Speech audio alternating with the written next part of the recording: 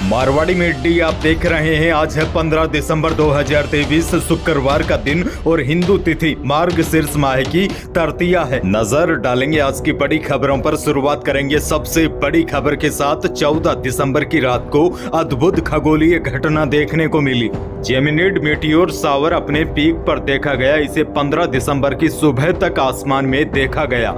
आसान भाषा में समझाऊं तो हर घंटे में 100 से ज्यादा तारे आसमान में टूटते हुए दिखे। 14 दिसंबर की रात को जेमिनिड्स की बौछार अपने चरम पर थी, जिसकी वजह से आकाश में इसे आसानी से देखा जा सका। दरअसल ऐसी घटना कई सालों में एक ही बार होती है, यानी कि इस दौरान काफी ज्यादा तारे टूटते हुए दिखाई देते हैं। आगे बढ़ते हैं। देश की एक और बड़ी खबर। 13 दिसंबर को संसद में घुसपैठ करने वाले 2 आरोपियों और उनके 2 सहयोगियों को गुरुवार को पटियाला हाउस कोर्ट में पेश किया गया। कोर्ट ने चारों को 7 दिन की पुलिस कस्टडी में भेज दिया है। वहीं सुरक्षा में चूक के चलते संसद सचिवालय ने गुरुवार को 8 सुरक्षा कर्मियों को सस्पेंड कर दिया है। इनके नाम राजपाल, अरविंद, वीआर दास, गणेश, अनिल, प्रदीप, विमित और नरेंद्र है। वहीं देखिए, पुलिस की गिरफ्त में लिए जाने के बाद नीलम ने पत्रकारों से कहा, सरकार हमें दबा रही है। जब हम अपने अधिकार के लिए आवाज उठाते हैं तो हमारी आवाज नहीं सुनी जाती।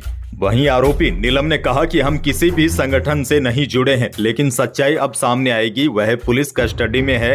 अब जब उनसे पुलिस पूछताछ करेगी उसके बाद पता चलेगा कि वह किसके इशारों पर यह काम किया था। फिलहाल इनसे पुलिस पूछताछ कर रही है। पूछताछ में कई बड़े खुलासे हो सकते हैं। बहरहाल आगे बढ़ते हैं। राजस्थान से बहुत बड़ी खबर। आज का दिन राजस्थान के लिए ऐतिहासिक होगा। मनोनीत मुख्यमंत्री भजनलाल शर्मा और 2 उप मुख्यमंत्री दिया कुमारी और प्रेमचंद बेरवा आज शपथ लेंगे। वैसे बताया जा रहा है कि आज केवल 3 ही नेता शपथ लेंगे। मंत्रियों की नियुक्ति केंद्रीय नेतृत्व की हरी झंडी मिलने के बाद होगी। आज समारोह के लिए अल्बर्ट हॉल रामनिवास बाग के बाहर एक भव्य समारोह होगा। इस समारोह को भव्य बनाने के लिए तैयारियां पूरी हो चुकी है। समारोह में पीएम नरेंद्र मोदी, अमित शाह, जेपी नड्डा सहित 16 केंद्रीय मंत्री और विभिन्न राज्यों के 16 सीएम व डिप्टी सीएम शामिल होंगे। बड़ी खबर यह है, शपथ ग्रहण में पीएम मोदी की गारंटियों की झलक देखने को मिलेगी। समारोह स्थल पर भाजपा के झंडों और होर्डिंग काउंटर सहित प्रधानमंत्री मोदी की तमाम जन कल्याणकारी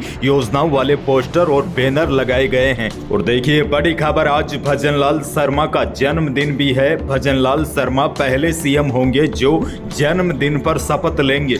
इस भव्य समारोह में उनके माता पिता भी शामिल होंगे। आगे बढ़ते हैं। राजस्थान के बीकानेर से बहुत बड़ी खबर है। एक ही परिवार के 5 लोगों ने अपनी जान दे दी। मृतकों में पति, पत्नी और 3 बच्चे शामिल हैं।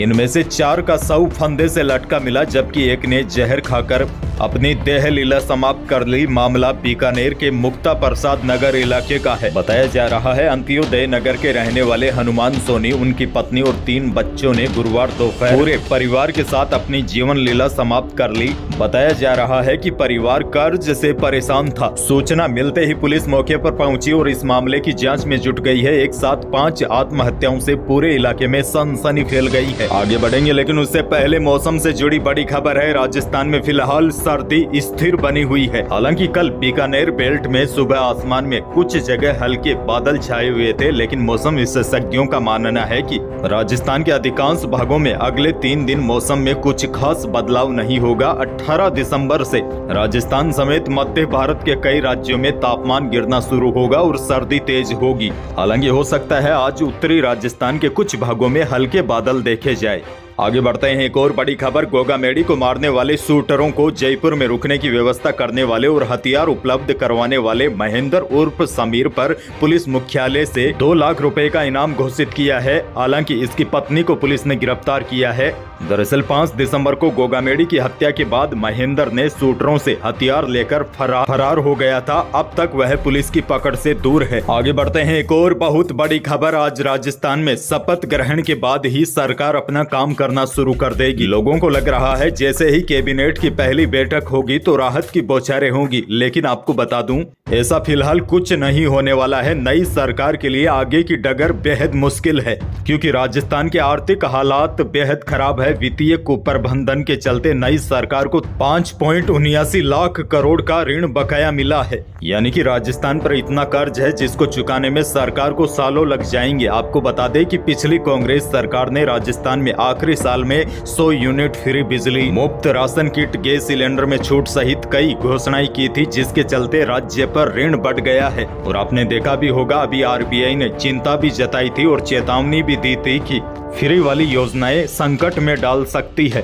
वैसे आपको यह भी बता दूं, ये जो फ्री वाली योजनाएं होती है इनका फायदा गरीबों को काफी कम मिलता है, लेकिन अमीर लोग इन योजनाओं का जमकर लुत्फ उठाते हैं। और देखिए, सभी सरकारें चुनाव जीतने के लिए फ्री वाली स्कीम्स शुरू करती है और लोगों को लुभाने का काम करती है, लेकिन ये फ्री वाली योजनाएं पूरे राज्य की आर्थिक हालात खराब कर देती है। अब देखना होगा इस स्थिति में राजस्थान की नई सरकार कैसे लोगों को राहत देती है। अच्छा, बड़ी खबर देखिए, छत्तीसगढ़ में भी अभी बीजेपी की सरकार बनी है और सरकार बनते ही पहले ही कैबिनेट की बैठक में बड़ा फैसला लिया गया है। छत्तीसगढ़ में गरीबों को पक्के मकान मिलेंगे। वहां के सीएम विष्णुदेव साय ने कहा है कि कांग्रेस राज में जो 18 लाख गरीब आवास से वंचित रह गए थे, अब हमारी सरकार उन्हें आवास दिलाने जा रही है। सूत्रों की माने तो राजस्थान के भी नए मुख्यमंत्री भजनलाल शर्मा गरीब तबके के लोगों के लिए कुछ बड़ा ऐलान कर सकते हैं। माना तो यह भी जा रहा है कि सीएम बनने के बाद जब पहली बैठक होगी उसमें पेट्रोल और डीजल के भाव पर चर्चा हो सकती है, क्योंकि राजस्थान में सबसे महंगा पेट्रोल और डीजल बिक रहा है और बीजेपी ने चुनाव में इसे बड़ा मुद्दा भी बनाया था। ऐसे में माना जा रहा है कि पहले ही बैठक में पेट्रोल और डीजल के भावों पर समीक्षा होगी और राजस्थान में पेट्रोल और डीजल के भाव आने वाले दिनों में कम हो सकते हैं। यही थी प्रदेश और देश की आज की बड़ी और महत्वपूर्ण खबरें। वीडियो को लाइक करना बिल्कुल न भूलिए और चैनल पर नए हैं तो सब्सक्राइब भी कर लीजिए ताकि आप अपडेट रहे बड़ी खबरों से। धन्यवाद।